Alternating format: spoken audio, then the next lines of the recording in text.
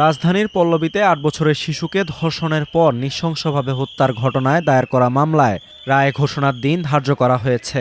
রাষ্ট্র ও আসামি পক্ষে যুক্তিতর্কে শুনানি শেষে ঢাকা মহানগর শিশু সহিংসতা দমন ট্রাইব্যুনাল আগামী ৭ জুন রায় ঘোষণার দিন ধার্য করেছেন। ৪ জুন দুপুর ১:১৫টার দিকে বিচারক মাসুর সালেকিন ঢাকা মহানগর শিশু সহিংসতা দমন ট্রাইব্যুনালে আসেন। এরপর রাষ্ট্রপক্ষের আইনজীবী আজিজুর রহমান যুক্তিতর্ক শুরু করেন। বেলা ১:৩৬ উভয় পক্ষের যুক্তিতর্ক শেষে আদালত এ আদেশ দেন। প্রসিকিউশন পক্ষে চেয়েছি সিভিয়ার পানিশমেন্ট।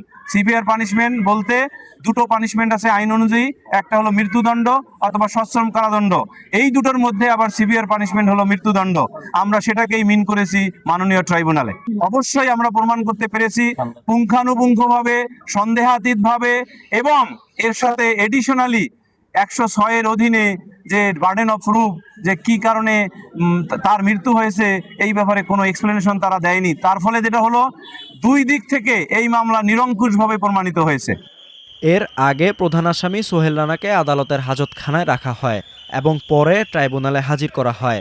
এ মামলার অপর আসামি স্বপ্না আক্তার অসুস্থ থাকায় তাকে হাসপাতাল থেকে আদালতে হাজির করে পুলিশ। ১৯ মে পল্লবীর একটি ভবনের ফ্ল্যাট থেকে শিশুটির খণ্ডিত লাশ উদ্ধার করা হয়।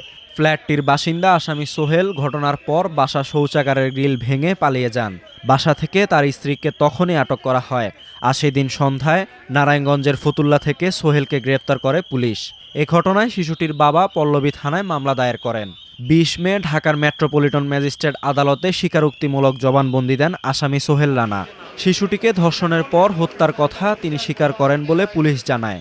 পরে ১ জুন আদালতে সোহেল রানা দাবি করেন ডলার নামের একজন শিশুটিকে ধর্ষণ করেছেন। ডলারের পরিচয় জানতে চাইলে সোহেল রানা বলেন তার বাড়ি মিরপুর, তিনি অনেক টাকাওয়ালা। তবে আসামি পক্ষে সরকার নিযুক্ত আইনজীবী জানান আসামি তার কাছে ডলার সম্পর্কে কিছুই বলেনি। পুলিশ রিপোর্টে ডলারের নাম নেই বলেও জানান তিনি।